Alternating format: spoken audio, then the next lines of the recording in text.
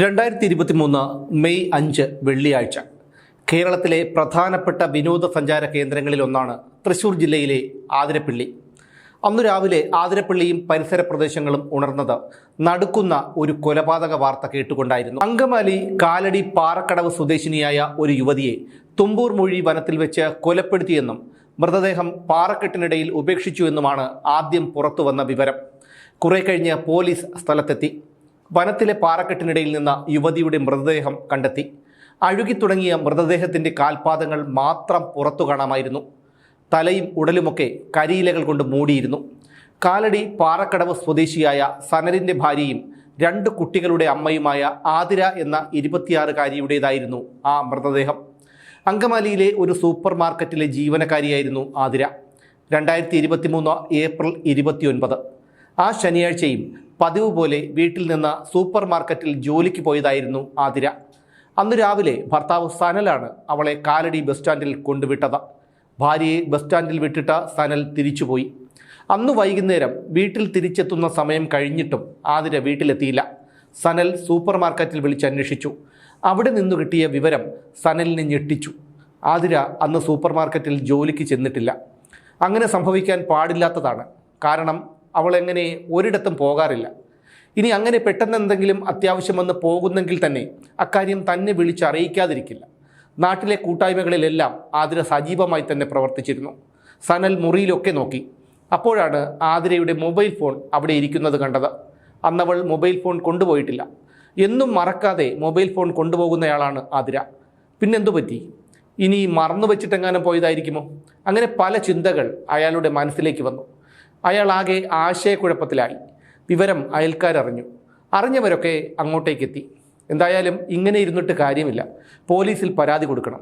അങ്ങനെ സനലും അയൽക്കാരിൽ ചിലരും കൂടി പോലീസ് സ്റ്റേഷനിലെത്തി പരാതി കൊടുത്തു. ആതിരയുടെ മൊബൈൽ ഫോണും സനൽ പോലീസ് സ്റ്റേഷനിലേക്ക് കൊണ്ടുപോയിരുന്നു. പോലീസ് ആതിരയുടെ ഫോൺ വിശദമായി പരിശോധിച്ചു. അപ്പോഴാണ് അഖിൽ എന്നൊരു ചെറുപ്പക്കാരനുമായി അവൾ നടത്തിയ വാട്സാപ്പ് ചാറ്റുകൾ പോലീസ് കണ്ടെത്തിയത്. വഴിവിട്ട തരത്തിലുള്ളതായിരുന്നു ആ ചാറ്റുകൾ. അതോടെ പോലീസ് ഒരു കാര്യം ഉറപ്പിച്ചു. ആതിര പോയിട്ടുണ്ടെങ്കിൽ അത് അഖിലിനോടൊപ്പം തന്നെയാണ്. അഖിൽ ആരാണെന്നറിയണം. അഖിലുമായുള്ള ബന്ധത്തെക്കുറിച്ച് ആതിരയുടെ വീട്ടുകാർക്കോ കൂട്ടുകാർക്കോ അറിയില്ലായിരുന്നു.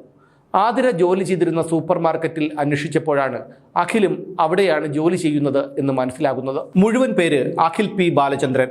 അങ്ങനെ പോലീസ് അഖിലിനെ വിളിപ്പിച്ചു. കാര്യങ്ങൾ ചോദിച്ചപ്പോൾ തനിക്കൊന്നും അറിയില്ല എന്നായിരുന്നു അവൻ്റെ മറുപടി. പക്ഷേ അവൻ്റെ മൊഴികളിലെ പൊരുത്തക്കേടുകളും മുഖത്തെ പരിഭ്രമവുമെല്ലാം പോലീസിന് സംശയമുണ്ടാക്കി.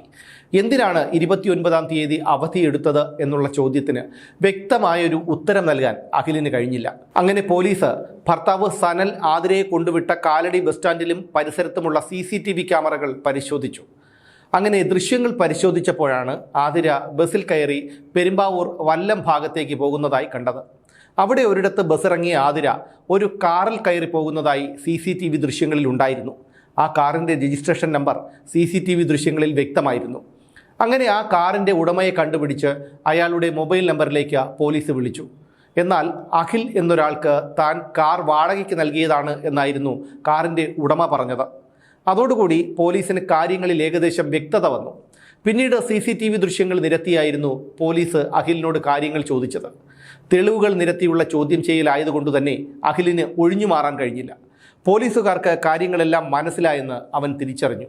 പിന്നീട് അവൻ ഒന്നും ഒളിച്ചു വെച്ചില്ല. എല്ലാം പോലീസിന് മുന്നിൽ തുറന്നു പറഞ്ഞു.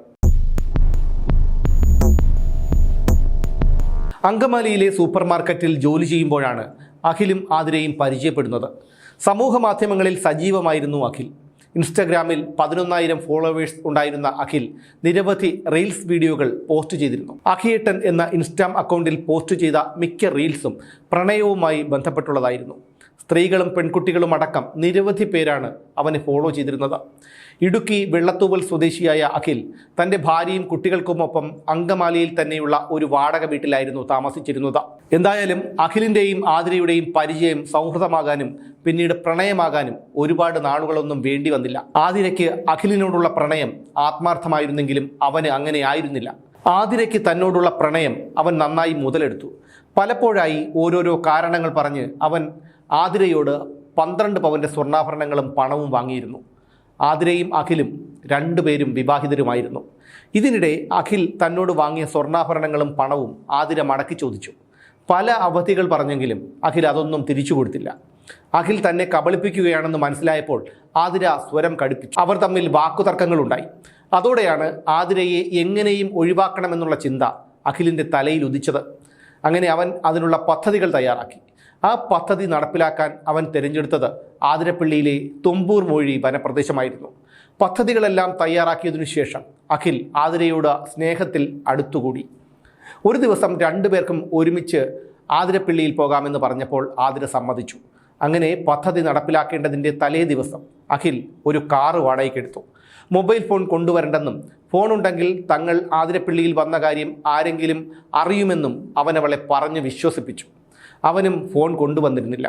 അങ്ങനെ മുൻകൂട്ടി തീരുമാനിച്ചുറപ്പിച്ചതനുസരിച്ചാണ് ആതിര കാലടി ബസ് സ്റ്റാൻഡിലെത്തിയതും അഖിലിനോടൊപ്പം കാറിൽ കയറി ആതിരപ്പള്ളിയിലേക്ക് പോയതും. എന്നാൽ അത് തൻ്റെ അവസാനത്തെ പോക്കാണെന്ന് അവൾ അറിഞ്ഞിരുന്നതേയില്ല. ആതിരപ്പള്ളിയിലെത്തിയ രണ്ടുപേരും പ്രധാന റോഡിൽ കാർ നിർത്തിയതിനു ശേഷം നടന്ന് തുമ്പൂർ മൊഴി വനത്തിനുള്ളിലേക്ക് പോയി. അങ്ങനെ ഏകദേശം 800 മീറ്ററോളം വനത്തിലൂടെ അവർ നടന്നു. അങ്ങനെ വനത്തിലേക്ക് കയറിയ രണ്ടുപേരും ഒരു പാറക്കെട്ടിലിരുന്നു. കുറേ നേരം സംസാരിച്ചു. സംസാരത്തിനിടയിൽ അപ്രതീക്ഷിതമായി അഖിൽ ആതിരയുടെ കഴുത്തിൽ കിടന്ന ഷാളുകൊണ്ട് അവളുടെ കഴുത്ത് മുറുക്കി. ശ്വാസം കിട്ടാതെ ആതിര പിടഞ്ഞു. പക്ഷേ അഖിലിൻ്റെ മനസ്സലിഞ്ഞില്ല. അവളുടെ ശരീരത്തിൻ്റെ പിടച്ചിൽ നിന്നപ്പോൾ അവൻ ആ ശരീരം 10 മിനിറ്റോളം മരത്തിൽ കെട്ടിത്തൂക്കി. പിന്നെ നിലത്തിട്ട് കഴുത്തിൽ ബൂട്ട് കൊണ്ട് ആഞ്ഞു ചവിട്ടി. മരിച്ചു എന്നുറപ്പിക്കാനായിരുന്നു ഇത്. ആതിരയുടെ ശരീരത്തിൻ്റെ പിടച്ചിൽ നിന്ന് അവൾ മരിച്ചു എന്നുറപ്പാക്കിയപ്പോൾ ആ മൃതദേഹം വലിച്ചിഴച്ച് അഖിൽ പാറക്കെട്ടുകൾക്കിടയിലെത്തിച്ചു. പിന്നീട് കരിയിലകൾ കൊണ്ട് മൃതദേഹം മൂടിയിട്ട് സ്ഥലം വിട്ടു. റോഡിലെത്തി കാറുമായി കടന്നു. പോകുന്ന വഴി ധരിച്ചിരുന്ന വസ്ത്രങ്ങൾ ഊരി ചാലക്കുടി പുഴയിലെറിഞ്ഞു. തെളിവുകൾ നിരത്തിയുള്ള ചോദ്യം ചെയ്യലിൽ അഖിൽ എല്ലാം പോലീസിന് മുന്നിൽ സമ്മതിച്ചു. അങ്ങനെയാണ് രാവിലെ പോലീസ് വനത്തിലെത്തി മൃതദേഹം കണ്ടെത്തുന്നത്. കുറ്റസമ്മതം നടത്തിയ അഖിലിനെ പിന്നീട് സംഭവസ്ഥലത്തെത്തിച്ച് തെളിവെടുത്തു. പ്രണയമാകാം, പക്ഷേ അത് സ്വാർത്ഥ താല്പര്യത്തോടെയാകുമ്പോഴാണ് പ്രശ്നം. ഇവിടെ സംഭവിച്ചതും അതാണ്. ഒരാളുടെ അവിവേകം ഇല്ലാതാക്കിയത് 4 കുഞ്ഞുങ്ങളുടെയും 2 കുടുംബങ്ങളുടെയും ജീവിതമാണ്.